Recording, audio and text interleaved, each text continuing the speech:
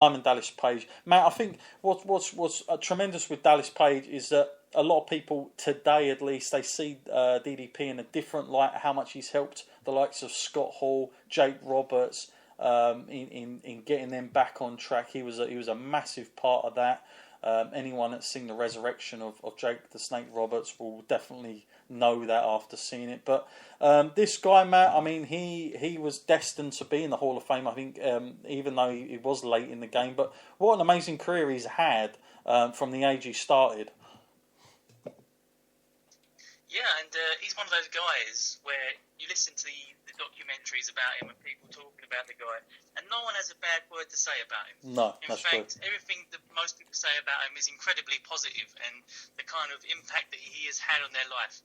He's one of those guys he just makes wrestling better by being involved in it in any sort of capacity. And the work that he's doing now, and the yoga and the rehabilitation, I've just got tremendous respect for a guy like that.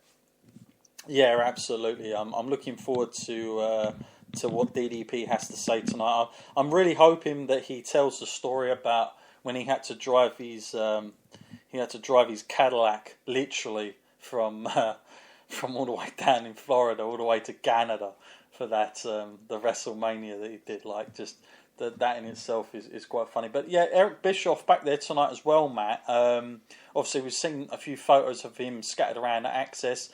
So he's in and around. It'll be interesting to see Bischoff back with the likes of the WWE, because he's been out of the WWE circle, shall we say, for a little bit of time. We know he had his DVD, but he's not sort of been around, has he, Matt, for interviews or anything like that with WWE. So do you think there's anything to read into that, or do you think this is just a one-off gig for the Hall of Fame, like it is sometimes?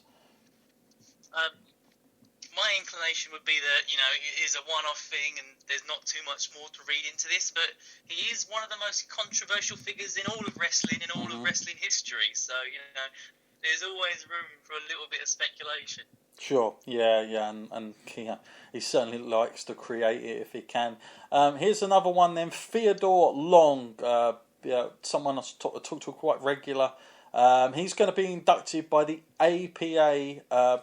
John Bradshaw Layfield and Ron Simmons. Both those two, by the way, 2 years in a row have inducted people. They inducted last year to the Godfather, I think you'll remember, Matt. And of course, he's known as a long-time referee, manager, on-screen authority figure in WCW and WWE. He's literally, other than put on a pair of boots to wrestle, he has literally sort of been in and around wrestling for some time, Matt. Definitely would is a guy that deserves to be in there. And I suppose, Matt, I think we mentioned this last time, I don't know that there's any other sort of referee that I've seen go in the Hall of Fame just yet. I could be wrong, but I don't know that there is. So he may be the first one that has. I know it's not his forte. He's not always been a referee, but I can't remember another referee going in that another person that's reffed as much as he would have into the Hall of Fame. So he could be also the first at that. I guess that one's a deserved one for you there, Matt, as well. Yeah, of course, yeah. And you mentioned his referee work there. Just one small part of what a multifaceted career he's had. Yeah. And I would be all for more referees being inducted, because the work that they do is invaluable, and some of them have been so loyal throughout these years. Absolutely. Okay, talk about a tag team now. The Rock and Roll Express. Ricky Morton and Robert Gibson will be inducted by none other than the man himself, Jim Cornette, who everybody's buzzing about at the moment. They think he is going to steal the Hall of Fame night with what he's going to have to say. Of course, the Rock and Roll Express, 4-time NWA Tag Team Champions, in the Mid-Atlantic version, 4-time NWA World Tag Team Champions, on the whole scheme, and then 10-time SMW Tag Team Champions. Not majorly familiar with WWE, Matt, I think these guys, but WWE, they do this. We've seen the likes of a lot of Japanese guys go in, guys that are not known for their work in WWE, but now WWE are kind of branching out to this new level where they now sort of seek other people that not just worked in WWE but have contributed to the industry in other ways. It's good to see these two guys go in, I think, personally. What do you think about Jim Cornette tonight, Matt, about what he may have to say, and do you think he might actually steal the show like everybody's buzzing about at the moment?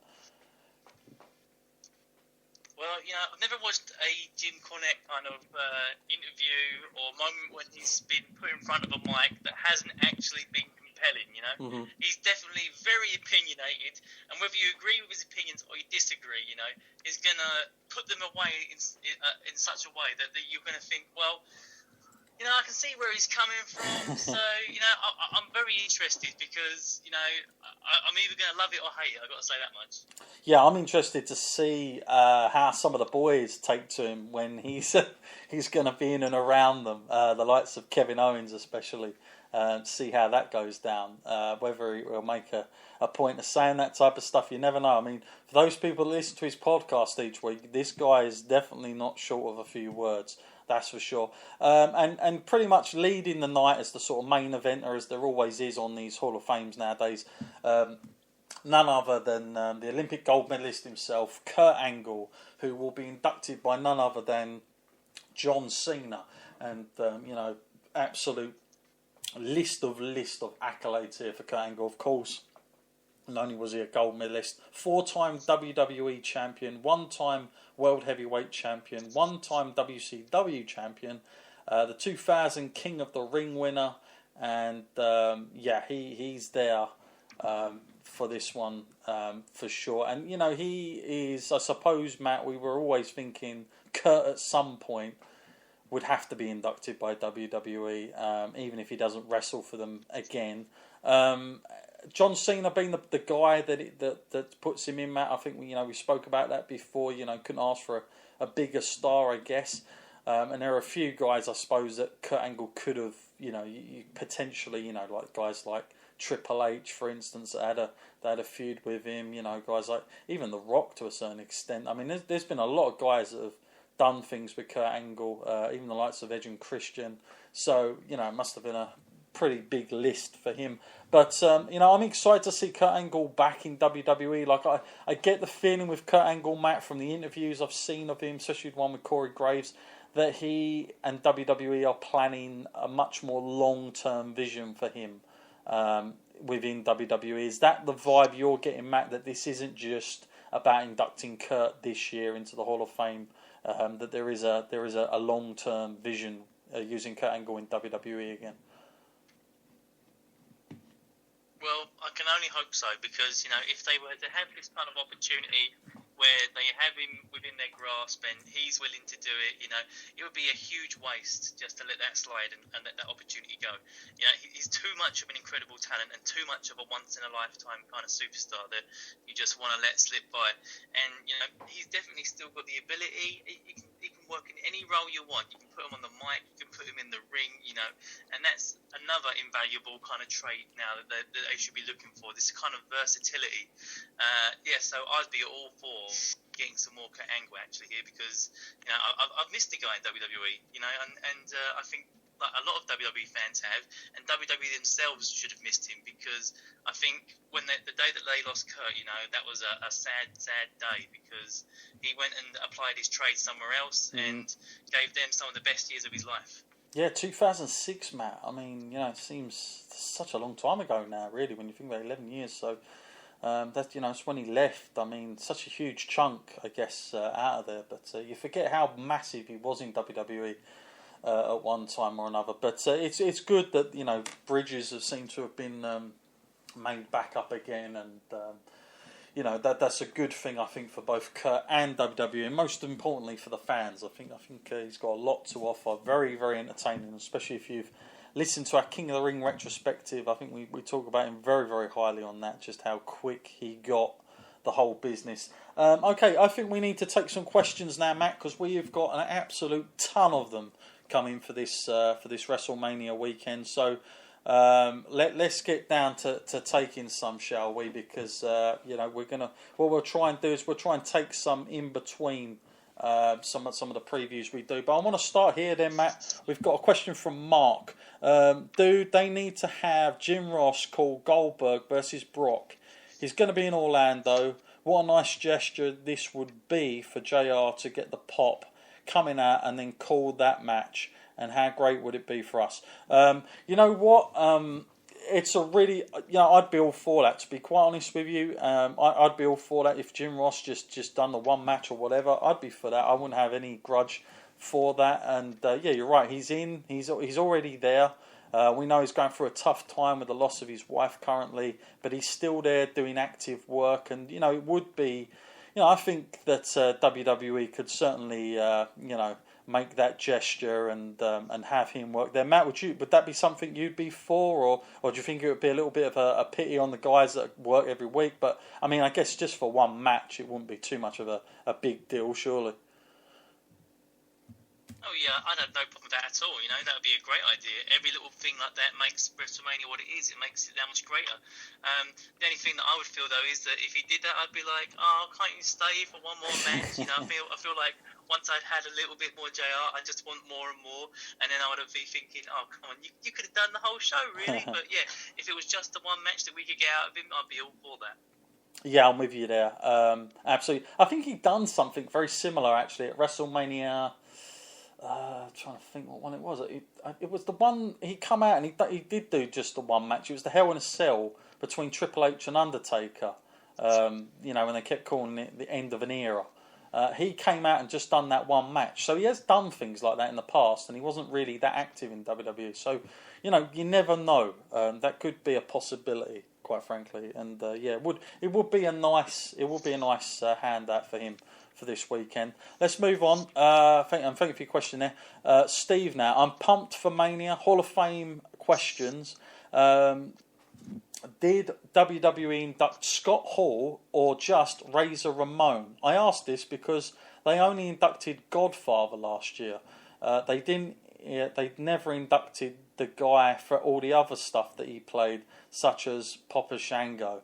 Why does WWE do that? Enjoy Mania, lads. So thank you very much. Listen, I'm gonna do some research on that just quickly. Matt, I don't know if you know that situation, whether it was just Razor Ramon or it was Scott Hall. I can't quite remember, to be quite honest with you. When I know that Scott Hall went in, I remember it. But was it just Razor Ramon that they inducted, Matt? From what you remember?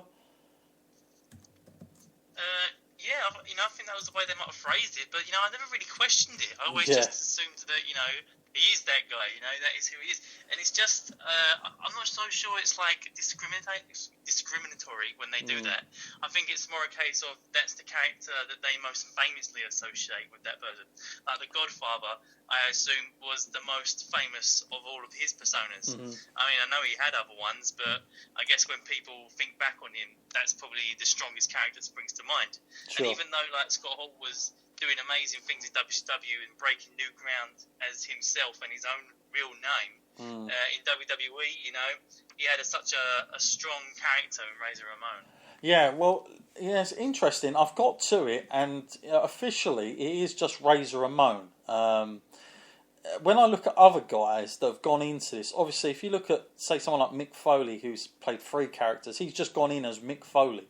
And so it's odd. I think the only reason I can imagine, because I'm looking at Kevin Nash, and he certainly did not go in as Diesel. He went in as Kevin Nash. The only thing I might say, the reason that might be, is that I guess potentially at one point there might have been an idea to do what they've done with the Horsemen, where Ric Flair went in twice. And I guess if they'd done an NWO induction, he would go in as Scott Hall in that one. If that makes sense, because he didn't play Scott Hall in WWE that much, other than his last run. So possibly that's a wild guess, but he just went in for Razor Ramon. I mean, obviously Scott Hall, he wrestled before that, but I'd have to go back and look at the Hall of Fame whether they just showed footage of just Razor Ramon, or did they show footage of his NWO work, like that massive turn? Because if it didn't, then that would tell me that they've just inducted the Razor Ramon character. as opposed to Scott Hall as a complete wrestler, because you'd certainly put that moment in there. So it's something I'd have to go back on, and we're going to have to talk about that at another time. But well spotted, I guess, in that sense. And yes, Godfather just did go in as Godfather, but as Matt said, that was what he was most